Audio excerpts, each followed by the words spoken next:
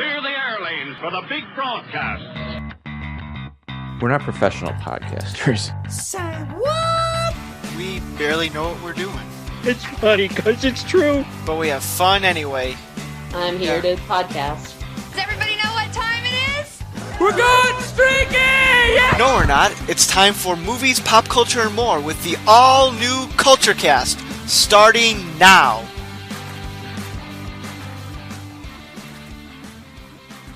I'm Nick. I'm the Gorehound. I'm Cousin Charles. And this is the all-new Culture Cast. Back again for another episode for Frankenstein Month. Frankenstein Month. Even though we are past Halloween and well into November at this point, we still had one more to look at. So October can't encapsulate Frankenstein. He was just breaking out. Rawr, he's all over the place. Is he a pirate? That's the next one. Yeah. So today we are going to talk about the final entry on the Universal Monsters with Frankenstein, which is actually a comedy. Abbott and Costello. I cannot say anything tonight.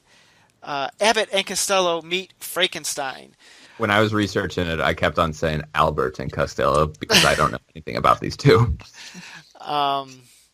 So, yeah, that's what we got going on tonight here. So we'll get on that in a moment, but before we do, let's get into one of our regular topics. What have you been watching? What have you been watching? Gorehound? I have, during Halloween, I decided that I was going to watch the Halloween series. And so I purchased all of them. Got a great deal. That's not true. That's not true. You didn't purchase the Rob Zombie reboots. I did not. I purchased. And you call yourself a fan. Yeah. Well, no, I actually don't really get into the Michael Myers Halloween movies all that much, and so it was kind of like I want to watch something fresh.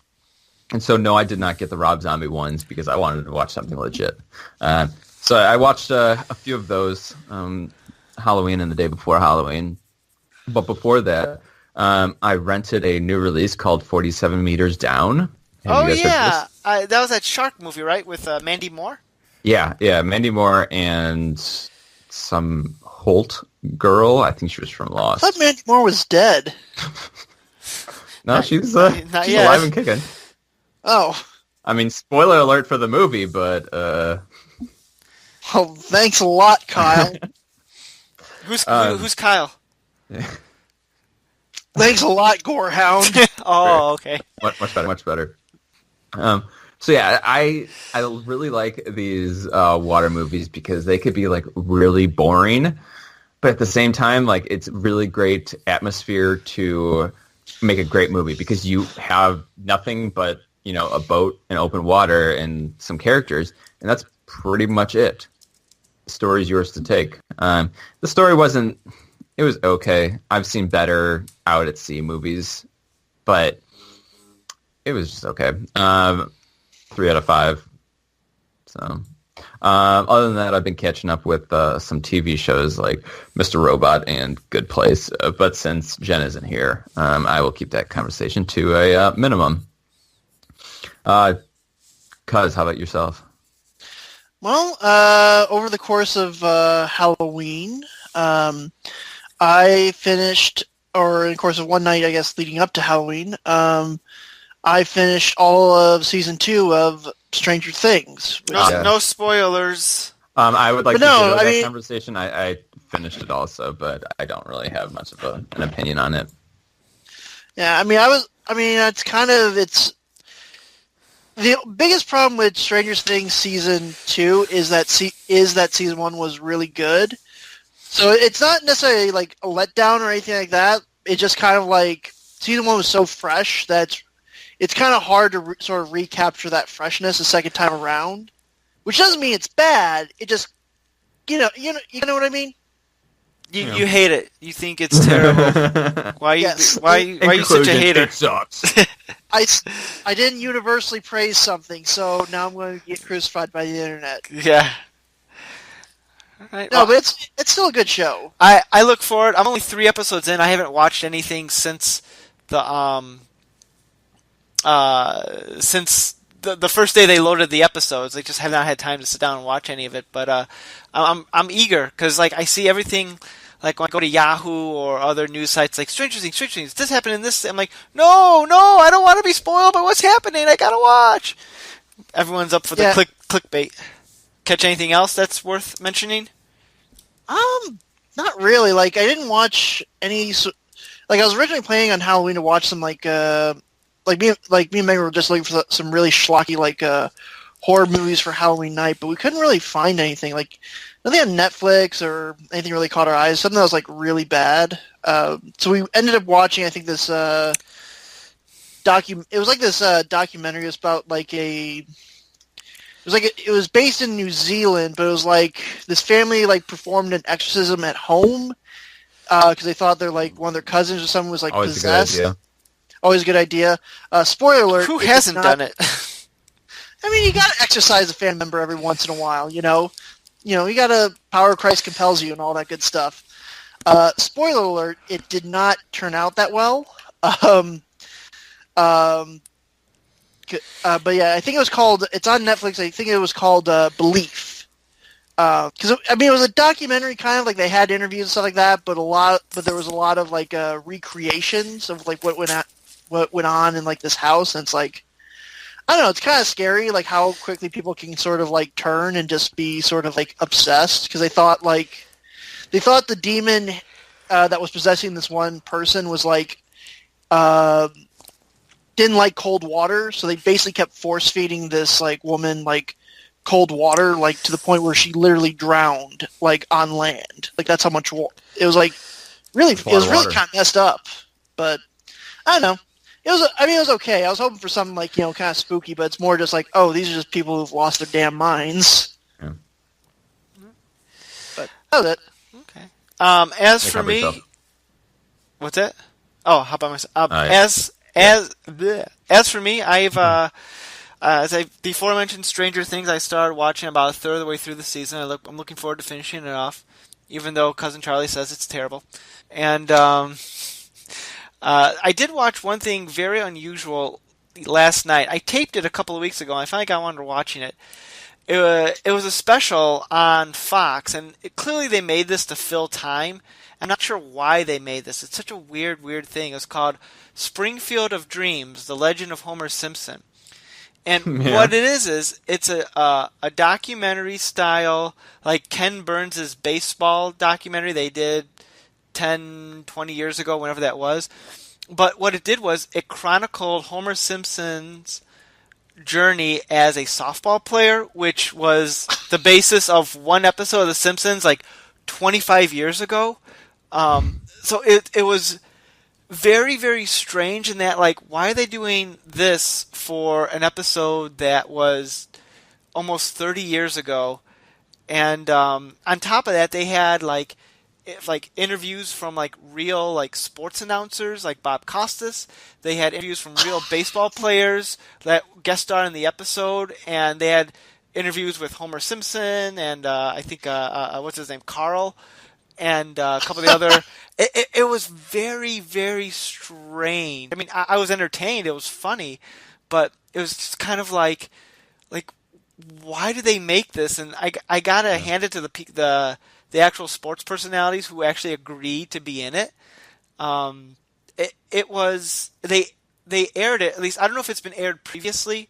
I don't know much about it, but they aired it on a Sunday afternoon when Fox wasn't showing one of the football games, because sometimes they do that. They don't have the rights to, the local Fox network didn't have the rights to show the game that was actually being played at that time, and so they showed this instead. And it was kind of like, who's the audience for this? Where did this come from? Why was this made? But yeah, it's very, very strange. So if you're a Simpsons fan and you're curious, Springfield of Dreams, check it out. I don't know where you could find it, but yeah, that's all I've been watching. So I guess that'll do it there. But let's go to everyone's favorite topic, man crush.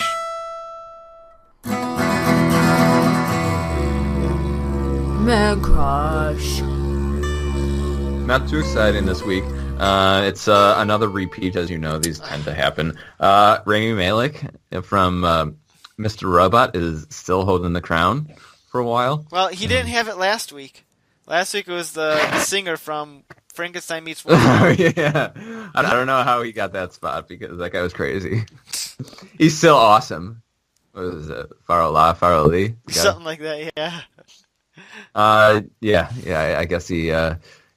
Rami Malek is still doing a kick-ass job in Mr. Robot, and it's fantastic. So I'm going to keep on watching it. And it's like the one show right now which I am like not watching to like keep up with the discussion because apparently nobody else that I know of is watching this series, but I'm going to keep on doing it because I enjoy it.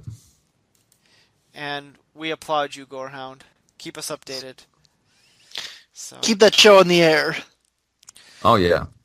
So, all right. Well, I guess we're going to move on to our topic. Abbott and Costello meet Frankenstein, the 1948 movie, a comedy which does not have any continuity with the previous movies. Because at the end of House of Dracula, all the monsters were dead. Again, Wolfman was cured. And here it's just, it's like business as usual. But that's okay, because it's just a comedy, and it's meant to be silly, and it's just meant to be kind of goofy there. I should correct you. It is a horror comedy in the true sense of the genre. True. Because you do have these monsters in it. So it's not just strictly a comedy, but it's not really a horror either. The horror comedy is kind of a misnomer because there's nothing horrific about this. It just has horrific icons in it. Yeah. And bad stuff happens, like at the end of the movie, the monster throws that scientist out the window.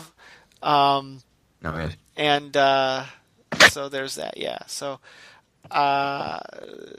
anyone want to give the quick setup of the film? I'll volunteer. All right. Abbott and Costello are basically playing these two characters named Chick and Wilbur, who work as like they're like shipping. They're like shipping boys or shipping post office type thing. Yeah, post office type thing. They receive. They're supposed to deliver these two crates, which are the remains of Count Dracula and the Frankenstein monster, to McDougal's House of Horrors. Well, I believe it was only Frankenstein that was being delivered because Dracula was already there, right? No. Dracula's in the coffin. Yeah, McDougal says, okay. Yeah, I got him from this guy in Europe for cheap or something like that. So it's both. So it's Dracula and the Frankenstein monster. Just ignore me. No worries. Basically, Wilbur's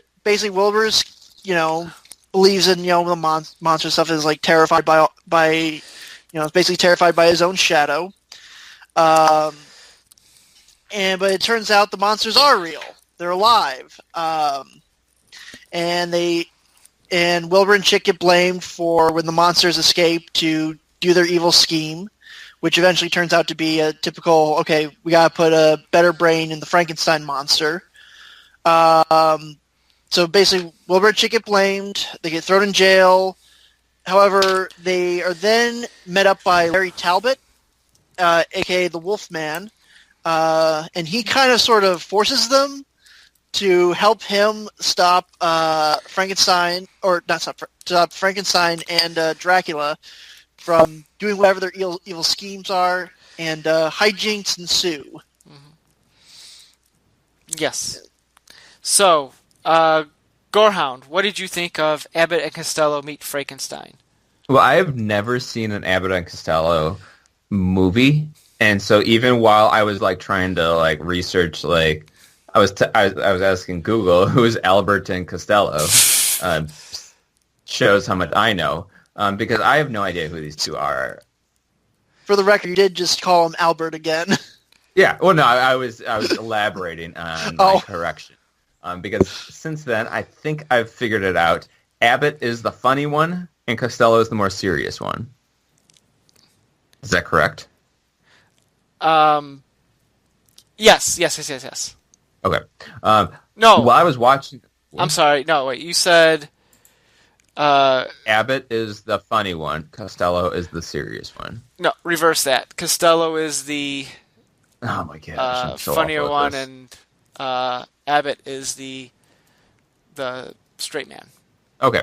Well, I'm just going to refer to them in general because I was trying to remember which one was which, and I just could not figure it out. But I'm coming into this late in the game. So I was trying to figure out who these two were. But in general, I love this movie. It was great. It's the funny. It was really funny. And I think it still holds up because I was laughing at it quite comfortably. Cousin Charles, what about you? I thoroughly enjoyed this film. I would say some of the Dracula films, or Dracula, good God. Well, it's still a Dracula film. Still, yes, technically is. But some of the Frankenstein movies I've noticed, especially as we gotten away from from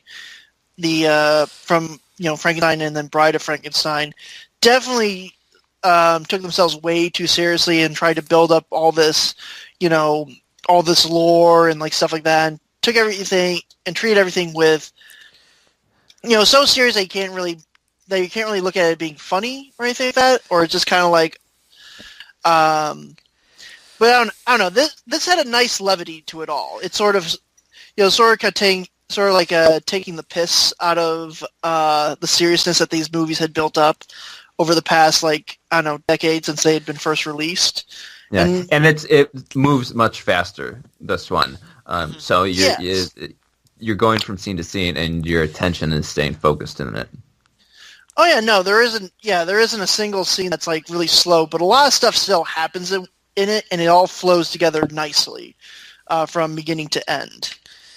And some of the comedy still works too, which is one of those things I wasn't expecting, because comedy is very subjective, and especially some that's so old, you think, okay, it's probably going to age a little bit or not be quite as enjoyable.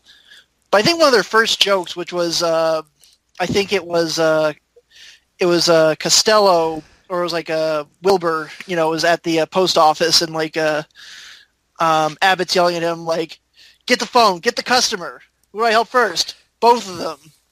I'll be honest, that kind of got to me. I was like, okay. Well, they're pretty much. Their comedy for the most part is, and this is in a lot of their films and skits and bits, are based on a lot of surrealism and wordplay and absurdist, and that's definitely a take off of that bit you mentioned. There's definitely playing into that, into their general comedy bits. And I feel like the comedy in this it's just so much more different than comedy today. I feel like they put a lot of thought into this, and you have some really great writers who I'm that's brilliant. Yeah, today they'd have I don't know, James Franco and Seth Rogen meet Frankenstein if they ever make it in the dark universe. But, yeah. And it'll be no. Hey Frankenstein, you want to smoke this joint? And then Dracula would be like, Don't Roar. Don't give him ideas. Oh no, if Hollywood's listening, I got a better one. The Rock and Kevin Hart. Yeah. There you go. Boom. I just made $100 million just like that. But this film definitely, you guys are both right, this film definitely holds up in today, because the humor it's not dated. They don't rely on here's a reference. With a lot of comedies today, they'll be they'll reference something that's pop culture, and well, it's funny, 20, 30 years from now the bit's not going to work. But they're really just focused on the characters in this movie and their nuttiness. And what really works is also, that helps the comedy, is that the monsters in this movie are played straight. They're not the ones doing gags. They're not the ones making jokes. They're playing it like they would have in the original horror films. But these two knuckleheads come in and are the ones that they're reacting to all the craziness in a comedic way, which, amps up the comedy. And it definitely works. I want to slightly disagree with that statement. When Dracula was when they first were revealing Dracula, I thought that was kind of more of a comedic bit where he's just like peeking out just like a little bit more, like hiding in the background while they're arguing about the Frankenstein monster and stuff like that. I'll give you that. I'll give you that, but I would say in general, they're sticking straight to the script. And it's not like Dracula was saying like not like Dracula's cracking jokes like, "Hey, what's the deal with coffins? Why do vampires don't like steaks? I love bloody meat. Am I right, folks?" Bum. So, but yeah, you're right. There was a little bit of that bit there, but I think more of the humor came from Costello than Dracula in that scene. But if I did have to pick which one of the monsters kind of did offer the most comedic potential for Abbott and Costello to sort of work off of, I'd probably say it had to be Lon Chaney Jr. as Larry Talbot, because he's like manic serious in this movie. Yeah, it's like, I got 2 dates tonight, but you have a date with destiny. There's another bit where they're at the costume party, and he's like, at night I turn into a werewolf. And it's like, oh, I turn into a wolf. And he's like, yeah, you and 200 guys, and like slaps him. Like, you're not taking this seriously. Yeah, that's pretty good. Yeah. I got to hand it to the Wolfman, Lon Chaney, in this, in that he just like commits to his role. Not that the other actors don't, but he just is like just full manic, and how he's able to, I'm sure they've done multiple takes, but how he was able to keep a straight face during all of this, during like the different zany parts and whatnot, is just really a sign of his acting talent. Now, granted, Lon Chaney was probably... Right, he wasn't being funny at all, and it really kept the story going, where you have these very contrasting characters which really work off of each other. It's like, if you have a room full of funny people, it's a bit harder to elevate the comedic presence, but once you have these two completely polar opposite people, Costello, the funny guy, with the Wolfman, the serious guy, it's pretty easy to make a really great scene. Like when the Wolfman is chasing him around the apartment, and he doesn't even know that he's being chased by the Wolfman. Yeah. I love when he was like, he had the orange in his pocket. He's like, maybe he'll count these. He's like going back, and the Wolfman's like waiting at the door, like, come on, open it. He's like, nah, he's not going to count them. Yeah. Oh man. And there's a lot of dry comedy in there, or I don't know if I'd call it. Maybe it's dry. I don't know what the right term would be, but like just the bit that just pickles me. Yes, the bit that pickles me. What am I talking about?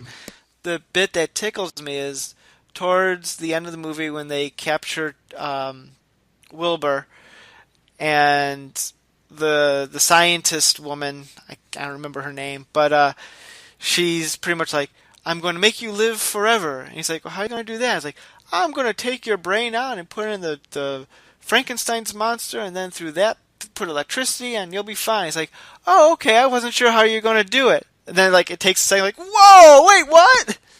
For it to sink in. I don't know. I was amused. What else? I was trying to think of something else on the tip of my tongue that I wanted to say.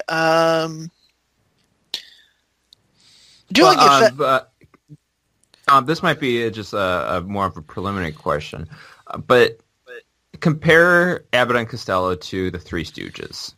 Okay. I don't know much about these people, so what's the difference between them other than they're a funny trio, a funny group? Well, the Stooges were much more slapstick. They were all about much more physical comedy. They definitely come the Stooges were much earlier than Abbott and Costello. Okay. Maybe not by much, but they got their start, at least in films, maybe a little bit earlier than them.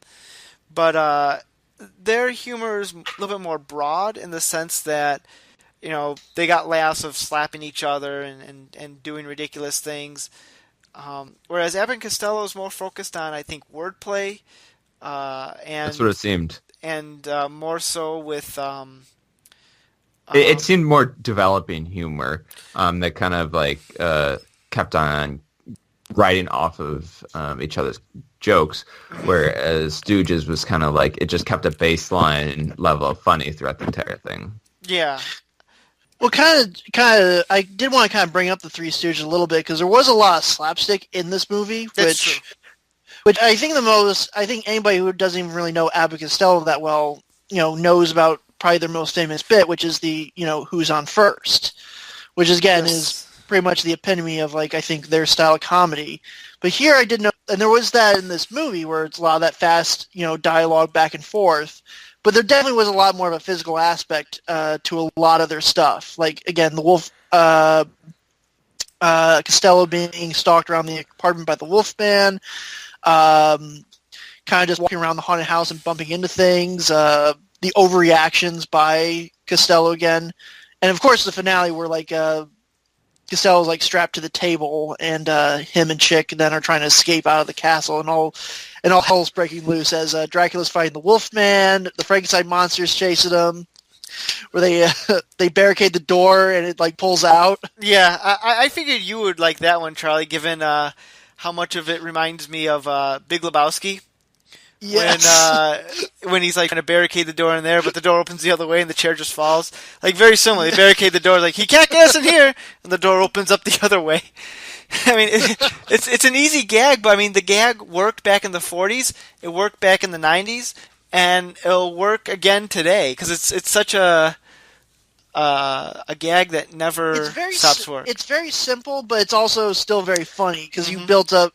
Because it's defying your expectations. You're like, okay, if they're putting the chair like this, then the door is supposed to swing outward or swing inwards. Instead, it opens outwards. So, I don't know. It's simple, but it's effective. Yeah, and let's talk about that finale. That finale was absolutely amazing, given like how actiony it got, and of all the team up movies. This was the only one where the monsters actually fought one another. Dracula was fighting the Wolfman, and it was amazing. I wish it went on longer. Yeah, I love the jumping scene where the Wolfman caught the bat version of Dracula out of the window. That's pretty cool. And the dummy that fell into the water, I was like, that's pretty cool too. Yeah.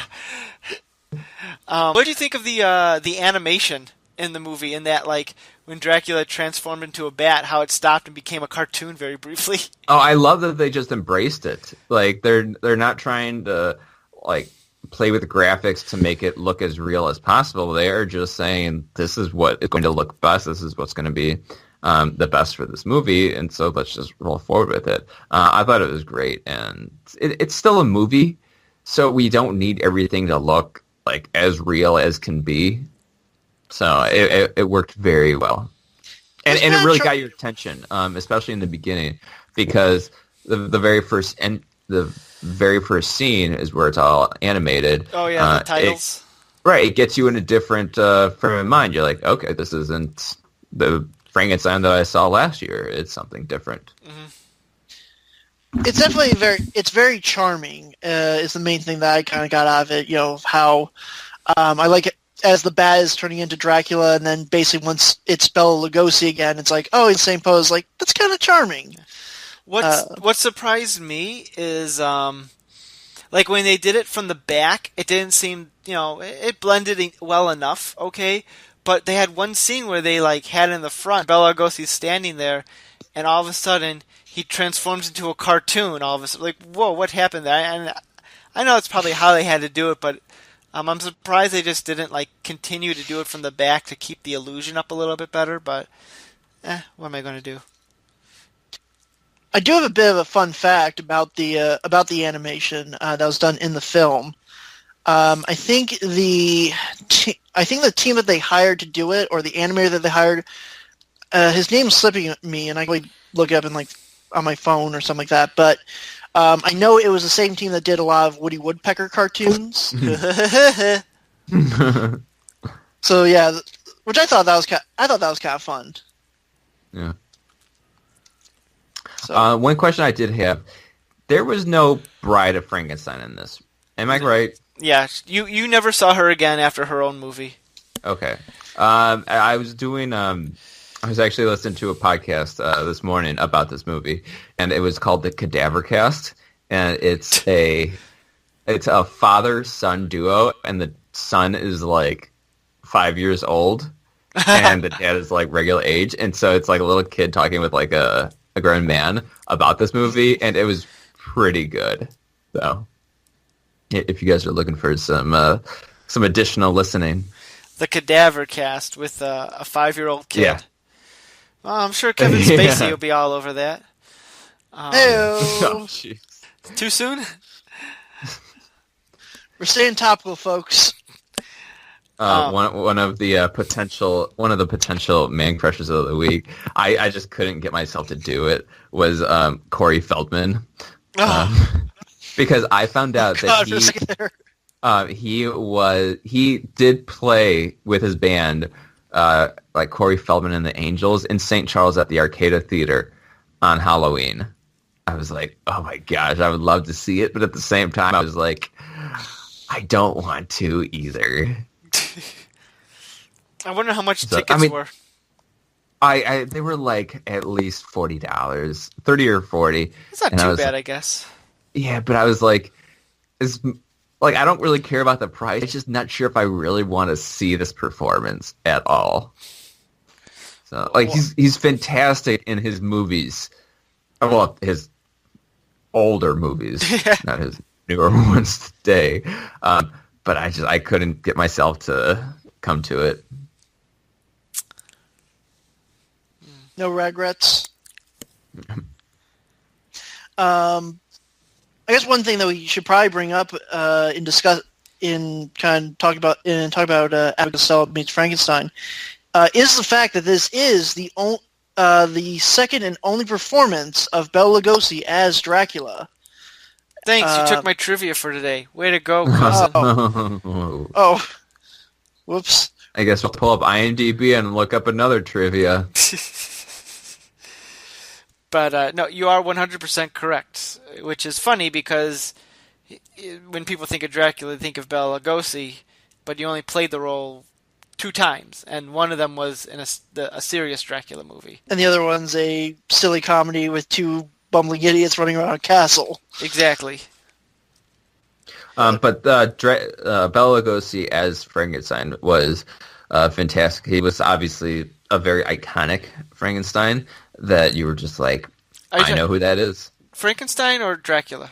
Yeah, Dracula. Although he did, Bela Lugosi did play Frankenstein monster once. Yes. But in addition, all the monsters looked very iconic and great. It's a shame they couldn't lure Boris Karloff to play the Frankenstein monster one more time, because that would have been like the definitive monsters played by the definitive actors in this movie. That would have been a sight to see. But yeah, because in this one it was Glenn Strange playing the monster. What a great name! What a great horror actor name, huh? Glenn Strange. I kept on thinking like he must be from something else, or must have changed his name or something. But I don't know. Let's see. Nope, that's his name. There's nothing on Wikipedia. Yeah, and that's the source of all truth. So, George Glenn Strange. Yeah. You may remember him from such hit pictures as... Yeah, right. So, yep. I wonder if he had any kids. One kid, Stephen Strange. No, he didn't. Don't. He did have 4 kids, but they don't say the names. We don't talk about them. Yeah, they don't count. They run a used car dealership out in Ohio. Oh my god, this is hilarious. What? I'm looking on Glenn Strange's Wikipedia page, and it says on there, In 1969, the New York Times mistakenly published Boris Karloff's obituary with Glenn Strange's picture of Frankenstein monster. How do you mess up that badly? Like, They probably Especially just, while I was popular back then. Like now it would be forgivable, but like back then, like you knew who these people were. yeah. I mean, I guess whoever is doing it, like, I need a picture of the Frankenstein monster. Here's one. This has got to be him. Because they didn't change the makeup. Like, the different Draculas that have been in the different Dracula movies, they've not tried to replicate what Boris Karloff, God, what what's his face, Bela Lugosi. Yeah, they did not try to replicate what he looked like physically. But the Frankenstein monster, they kept close to it, like with the flat head and the nodules and all that. So, so I guess I could see, but I don't know. I was also going to say, kind of talking about the different makeup and stuff like that. This is probably, compared to some of the other movies, I think this is probably some of the best look that the Wolfman has had since the original movie. Yeah, he looked pretty awesome in this film. Especially compared to like House of Dracula, where I didn't think honestly, the Wolfman in that movie just was probably one of the weaker moments, and just everything about that whole story sort of kind of sucked. I can't remember if we brought it up in last week's episode. I thought we brought it up a little bit, but yeah, no, I was not a fan of the Wolfman in that one. He barely appeared in that one. Well, you can kind of tell Lon Chaney didn't really care in like House of Dracula. I mean, he's like, I'm not shaving my mustache for this. Yeah, right. Here he definitely felt like he had more energy. He was more committed to the role of being, Lawrence Talbot again. Yeah, maybe because it was something different that he can do. Yeah. Plus, it'd been a couple of years. I mean, since they did the last one, he's probably like, okay, I'll be the wolf again. He needs the money. And he got to hang out with Abbott and Costello. Yeah, apparently the guy who played Glenn Strange, he was like cracking up. He was like ruining a bunch of takes when he had a scene with Costello. He kept like cracking up because he found him so funny that they had to do that scene where Costello is like chained up, and when he's sitting on the monster's lap and he thinks it's a chair, and I guess he kept on like cracking up during it, so they had to keep doing it again and again and again. I didn't notice it, but some people say that you could almost see the monster trying to crack a smile during there because he was laughing so hard. But I personally didn't notice that, but that's just me. Let's go back to the tapes. Yeah, let's roll the tapes, people. So, yeah, good times. So, I'm not sure what else to say about this movie. I know we're not doing it justice, but just go see it. If you're listening to this, go see the movie. Go see it. Yeah. 4 stars. And it holds up. I mean, this was my first Abbott and Costello movie, and after this, I started looking up the classic. I almost want to refer to them as like the Abbott and Costello SNL bits. Where there's just like these short things where you like are less than 10 minutes that you could just watch independently. But I will pursue a few of the other Abbott and Costello movies because these are classic duo that I hear so much about, and I'm not trying to age myself, but I'm also trying to enjoy some classic cinema. So should we name this episode Gorehound meets Abbott Costello? Abbott Costello meet the Gorehound. Oh, there we go. Yes. Yeah, that'd be better. Yeah. They did another movie. Well, they had a couple of the horror comedy films, but right. I saw they meet the Mummy, so I'm going to check that one out. I'm a fan of the one where they meet the Invisible Man. Yeah. Because there's I presume that's a sequel to this one. Yes and no. Roughly. I mean, they introduced the Invisible Man at the end of this movie, but that actual movie has nothing to do with it. They're playing different characters. Well, I mean, let me rephrase that. Different in name only. They play themselves in every single movie, but it has no connection to this movie other than the Invisible Man appears in both. Okay. But there's a great bit in that one where Costello is trying to be a boxer, and the Invisible Man is helping him win the boxing match. And like every time you think Costello is going to punch someone, the Invisible Man is the one that's actually punching them. Yeah. So it was actually a pretty good bit. So I recommend that one. That's a thumbs up movie for me. Okay. And then I'm trying to remember the other one. Isn't Abbott and Costello meet the killer Boris Karloff? Yes, where Boris Karloff plays some sort of like serial killer or something like that. And then I think they also meet Dr. Jekyll and Mr. Hyde, if I'm not mistaken. So they did a couple of these. Sort of like horror comedy. Sort of like the first horror comedies, if you really think about it. Was there anything clearer than this? Well, Abbott and Costello did a prior movie called Hold That Ghost, which I guess is kind of a horror comedy. But I don't know the history of horror comedies, so maybe next time on the All New Culture Cast. Yeah, right. Maybe that could be my standalone one where I could just talk horror movie genres. Well, let's see. Okay, I pulled up here horror comedy on Wikipedia. Looks like they had a horror comedy in 1920 called Haunted Spooks. It was a silent film. I was going to say, that isn't like a racist thing or something, right? I don't think so. Let's see. Oh, no, it's about a haunted house or something like that. So I guess there have been I'm looking at that too. So there have been other horror comedy out there, but it looks like this one was the first commercially successful one. Yeah, at least according to Wikipedia. So yeah, the source of all knowledge. Yeah, Jinx. Ha ha ha ha. Now you guys can't talk. This has become the podcast starring Nick. No. Yes. The Ghost Breakers. I wonder if that's a prequel to Ghostbusters. Doesn't look like it. Starring Bob Hope. So yeah, I think I've exhausted the movie. We good? How about you? I got nothing else. I think. I mean, I think the more we talk, the more we're not going to give it justice. So let's hear some trivia. Oh no, I had Charlie trivia. So. And you have no backup. Well, I got a backup one. Oh, okay. Oh. Let's Charlie do all the trivia tonight since he's so good at it.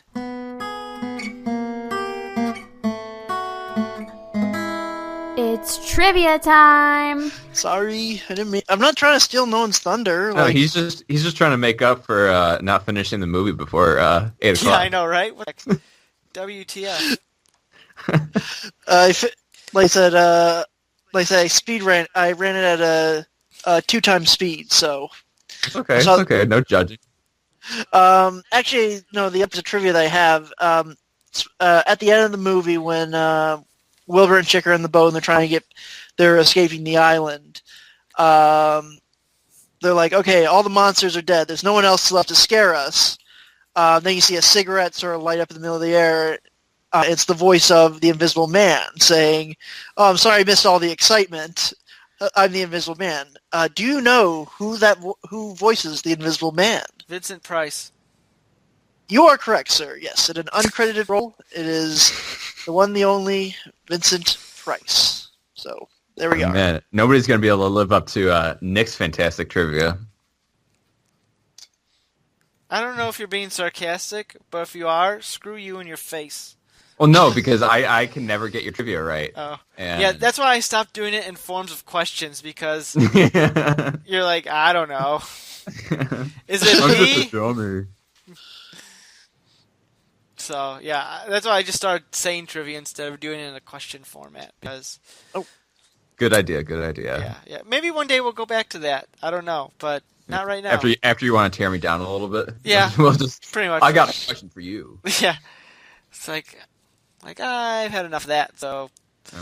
Alrighty. Well, I guess that's going to do it for us for this week, and thank you to our listeners for indulging us in Frankenstein Month. I don't know how many new people we might have picked up, but I did post our podcast on a fake page that deals with classic monsters, and it got several likes. So, did you? let me give a shout out to that actual group. Name drop. The Facebook group, Famous Monsters Fans, with 4,214 members, including myself. So yeah, if any of them listened, drop us a line. We'd love to hear from you and tell us why we're wrong on everything. But there you go. It's like, all right, I think that's going to do it for us. I'm Nick. I'm the Gorehound. I'm Cousin Charles. And this has been the all-new Culture Cast. We'll see you next week. Have a good one, everyone. You've been listening to the all-new Culture Cast, one of Chicagoland's finest podcasts. You're making me fall asleep to death. Well, I guess there's not much we can do about that. In the meantime, check out our blog at znculturecast.wordpress.com. Send us an email at nick.culturecast@gmail.com. We'd love to hear your feedback, comments, and requests. Follow us on social media. Theme music by bensound.com. This has been a Saltwater production, copyright 2017. Thanks for listening. I'm still here, yeah. So I'm finishing up the last little bits of Abbott and Costello. You like watching the movie as we record. Yeah. It's a what better way to keep it fresh in my mind.